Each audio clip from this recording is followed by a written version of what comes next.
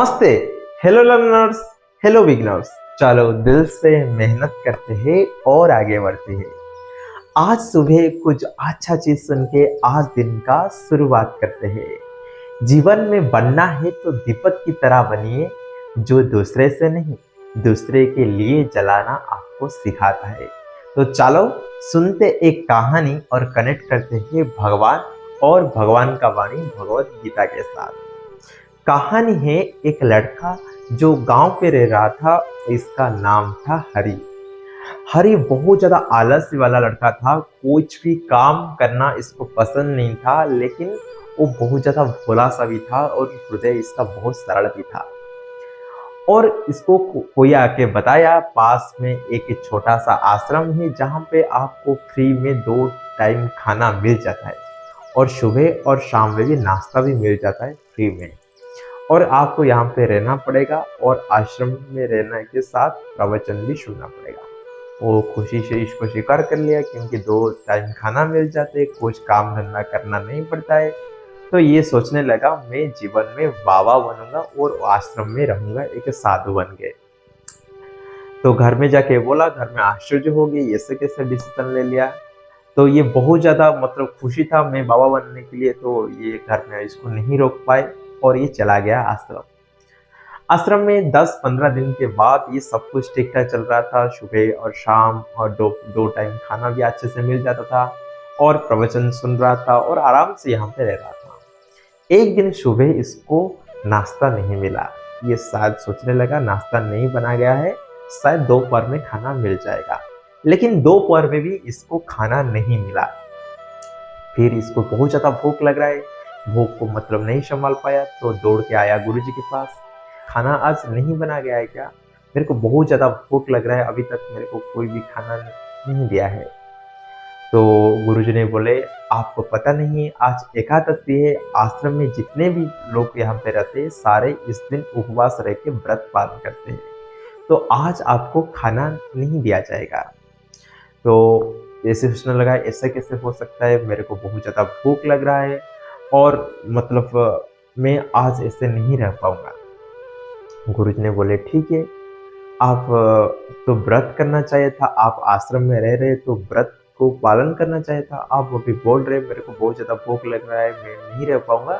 तो ठीक है, भंडार में जो सामान चाहिए खाना बनाने के लिए ले जाओ, लेकिन आश्रम के बाहर जाके खाना बनाना है, प्रसाद बनाना है, आश्रम के अंदर नहीं। फिर प्रसाद ग्रहण करने से पहले भगवान को प्रसाद चढ़ा लेना, समर्पण कर लेना भगवान को, और अर्पित करने के बाद खुद प्रसाद को ग्रहण करना।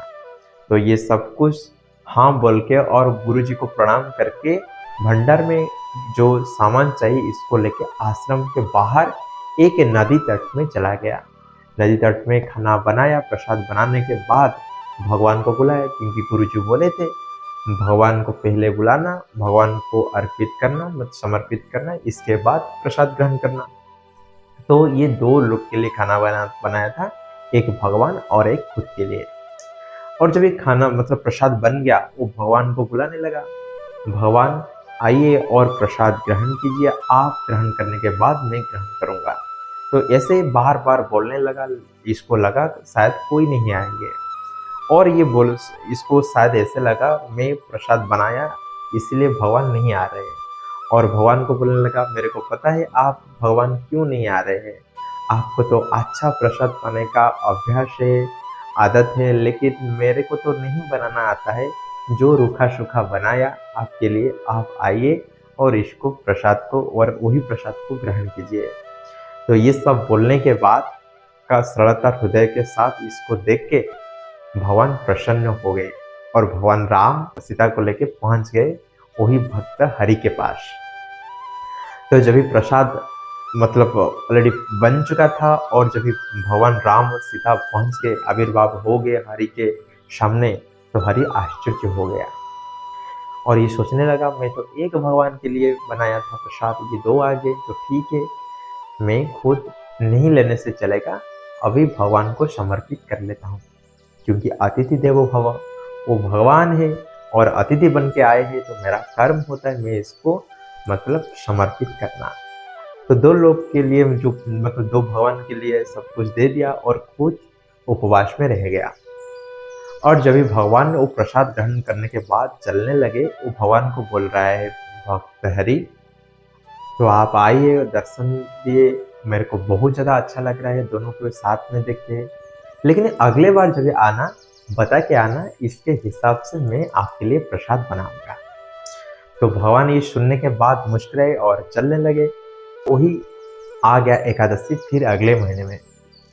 तो इस बार वो 3-4 लोग के लिए प्रसाद बना के रेडी किया और वही भगवान को बुलाया, भगवान आइए और प्रसाद ग्रहण कीजिए, आप प्रसाद ग्रहण करने के बाद मैं प्रसाद ग्रहण करूंगा। लेकिन इस बार भगवान क्या किया, राम, सीता, लक्ष्मण, भरत, शत्रुघ्न और हनुमान सब साथ लेके आके पहुंच गए। और ये सब कुछ देखे इसका दिमाग ठनक गया, अरे ये क्या हो गया, मैं तो 3-4 लोग के लिए खाना बनाया था, प्रसाद बनाया था, ये तो इतने सारे लोग आ गए। तो बोला ठीक है, साथ इस बार को भी मेरे को मतलब भूखा से रहना पड़ेगा, उपवास रहना पड़ेगा।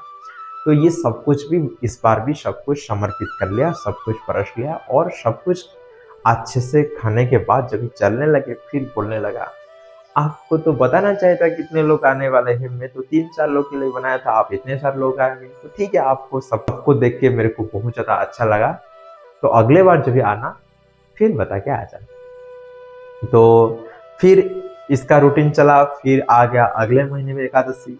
इस बार गुरुजी के पास जाके गया, मतलब गुरुजी के पास जाके बोला, इस बार मेरे को बहुत ज़्यादा अनाज चाहिए और सामान चाहिए प्रसाद बनाने के लिए। गुरुजी ने सोचने लगा, क्यों, क्या आपको बहुत ज़्यादा भूख लग रहा है? ये बोलने लगा, भक्त हरि ने बोलने लगा, नहीं मेरे को इतना भूख नहीं लग रहा है, भगवान आते हैं, बहुत सारे लोग दरबार लेके आते हैं, सबको तो प्रसाद देना पड़ेगा, तो इसीलिए मेरे को बहुत ज़्यादा प्रसाद बनाने के लिए सामान चाहिए। तो गुरुजी ने बोला ठीक है, लेकिन गुरुजी के मन में एक प्रश्न आया, ये सच बोल रहा है क्या, मेरे को ऐसे प्रताड़ित करके ये खाना जो बनाने का सामान इसको बेच रहा है?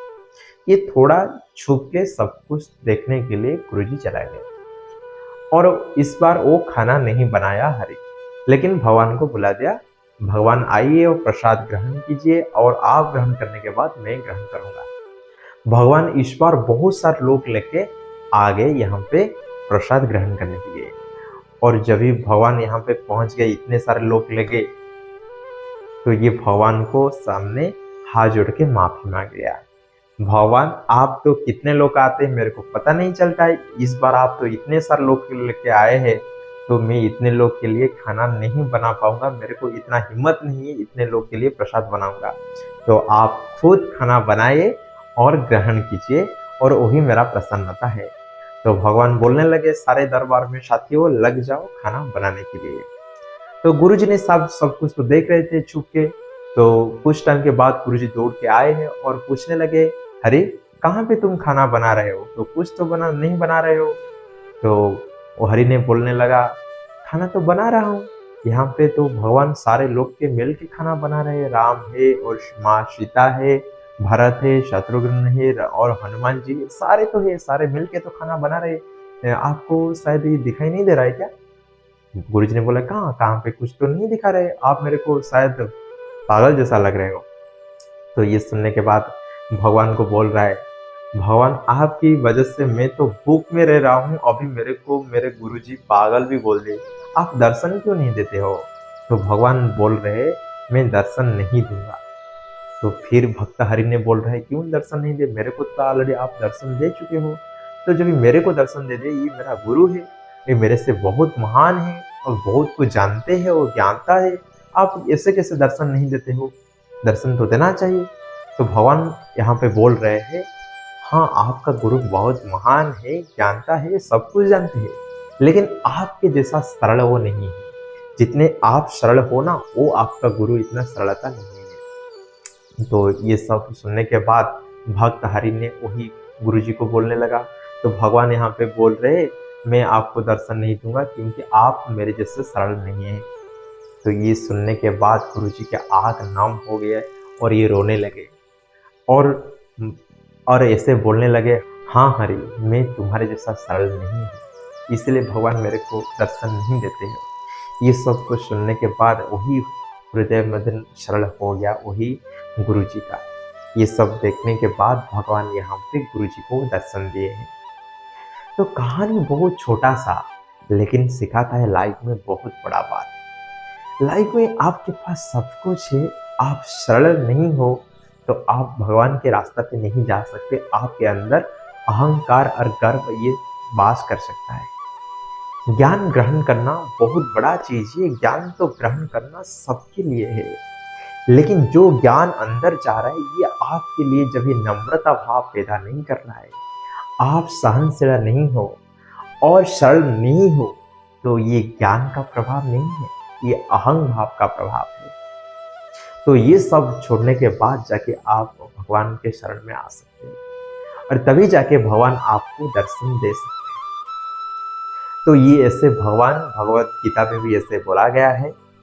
जब भी भगवान बोलते हैं जो मानव व जो प्राणी परमात्मा के साथ जोड़ता है, जो संबंध रखता है, इसके पास दैवी गुण होता है और वही दैवी गुण के साथ मैं इसके साथ रहता रहता हूँ। तो क्या होता है दैवी गुण? भगवान चैप्टर 16 में बोल रहे हैं, अभयो संतो संसुधि ज्ञान जोग व्यवस्थित दानम दमश्च यज्ञश्च स्वाध्यायस्तपार्चनो। मतलब आप निर्भय रहना चाहिए, निर्भीक रहना चाहिए कर्म पथ में, क्योंकि आपका कर्म धर्म से जुड़ा है तो स्वयं भगवान आपका सारथी है। तो निर्भय के साथ कर्म करना, अंतःकरण में पूर्ण निर्मलता के साथ भगवान की प्राप्ति करने के लिए ज्ञान प्राप्त करना और दृढ़ जोग स्थिति में आपको स्वाध्याय करना पड़ेगा। और दान भी सात्विक दान होना चाहिए और इंद्रिय संयम करने के साथ आपको तपस्वी बन के तप करना चाहिए। इस सब कुछ होने के साथ आप सरल नहीं हो, आपका हृदय सरल नहीं हो, आपके अंदर नम्र भाव नहीं है, तो सब कुछ बेकार है। तो आप पहला चीज सरल बनना चाहिए, तभी जाके आप दूसरों के लिए जल सकते हैं। तो आज यहाँ से happy and joyful life with Bhagavad Gita session को यहाँ से समाप्त करते हैं। मिलते हैं हमारा अगले सेशन में एक नया स्टोरी और नया सीखने के साथ। तो आज यहाँ से happy and joyful life with Bhagavad Gita session को यहाँ से समाप्त करते हैं। मिलते हैं हमारा अगले सेशन पे। धन्यवाद। नमस्ते।